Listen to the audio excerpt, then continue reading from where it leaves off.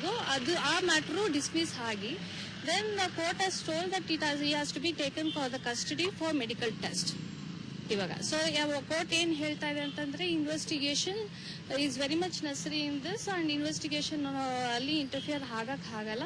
So we have to collect the evidence regarding the offences. So has to be subjected for the test, medical test. ಹೀಗೆ ಯಾರಿಗೂ ಕ್ಯಾರೆ ಅನ್ನದ ನಿತ್ಯಾನಂದ ಸ್ವಾಮಿಗೆ ಕೊನೆಗೂ high court ಚಾಟಿ ಬೀಸಿದೆ. Nithyananda high court ತೀರ್ಪಿನ ವಿರುದ್ಧ ಇದೇ ಪೀಠದಲ್ಲಿ ಪುನರ್ ಪರಿಶೀಲನಾ ಅರ್ಜಿ ಸಲ್ಲಿಸುವ ಅವಕಾಶವಿದೆ. ಅಲ್ಲದೆ ಸುಪ್ರೀಂ ಕೋರ್ಟ್ ಮೊರೆ ಹೋಗುವ ಅವಕಾಶವೂ ಇದೆ. ಆದ್ರೆ ಹೈಕೋರ್ಟ್ ಆದೇಶದ ನಂತರವಾದ್ರೂ ಸಿಐಡಿ ಪೊಲೀಸರು ನಿತ್ಯಾನಂದನನ್ನ ಬಂಧಿಸ್ತಾರಾ ಅನ್ನೋದು ಸದ್ಯಕ್ಕಿರೋ ಪ್ರಶ್ನೆ. ಭವಿತ್ ದೋಣಗುಡಿಗೆ, ಸಮಯ ನ್ಯೂಸ್, ಬೆಂಗಳೂರು. ಒಂದು ಕಡೆ ಹೈಕೋರ್ಟ್ ನಿತ್ಯಾವಶ್ಯಕ ಆದೇಶ ನೀಡಿದರೆ ಇತ್ತ ರಾಮನಗರದಲ್ಲಿ ನಿತ್ಯಾಗೆ ಹಿನ್ನಡೆಯಾಗಿದೆ. ಭೂ ಪರಿವರ್ತನೆ ಸಂಬಂಧ ನಿತ್ಯಾನಂದ ಸಲ್ಲಿಸಿದ್ದ ಅರ್ಜಿಯನ್ನ ರಾಮನಗರ ಡಿಸಿ ವಜಾಗೊಳಿಸಿದ್ದಾರೆ.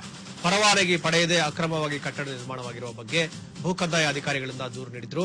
ಹೀಗಾಗಿ ಅಕ್ರಮ ಭೂಮಿಯನ್ನು ಸಕ್ರಮ ಮಾಡುವಂತೆ ರಾಮನಗರ ಡಿಸಿಗೆ ನಿತ್ಯಾನಂದನಿಂದ ಅರ್ಜಿ ಸಲ್ಲಿಕೆಯಾಗಿತ್ತು. ಒಂದು ಅರ್ಜಿಯನ್ನ ವಜಾಗೊಳಿಸಿದ ರಾಮನಗರ ಡಿಸಿ ಜಮಾದಾರ್ ನಿತ್ಯಾಗೆ ಬರ ಎಳೆದಿದ್ದಾರೆ.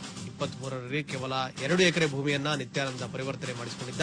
ಉಳಿದ 21 ಎಕರೆ ಭೂಮಿ ಅಕ್ರಮವಾಗಿದ್ದು ಪರಿವರ್ತನೆ ಆಗಿರಲಿಲ್ಲ. ರಾಮನಗರ ಬಳಿಯ ಕಲ್ಲುಗೋಪಹಳ್ಳಿ ಬಳಿ ಇರುವ ಸರ್ವೆ ನಂಬರ್ 21/7ರ ಈ ಭೂಮಿಯಲ್ಲಿ ಅನಧಿಕೃತ ಕಟ್ಟಡವನ್ನ ನಿತ್ಯ ನಿರ್ಮಾಣ ಮಾಡಿದ್ದ. ಕೃಷಿ ಭೂಮಿಯನ್ನ ಧ್ಯಾನ ಮಂದಿರ, ವಸತಿ ಗೃಹಕ್ಕೆ ಪರಿವರ್ತಿಸುವಂತೆ ಮಾಡಿದ್ದ ಮನವಿ ವಜಾಗೊಂಡಿದೆ.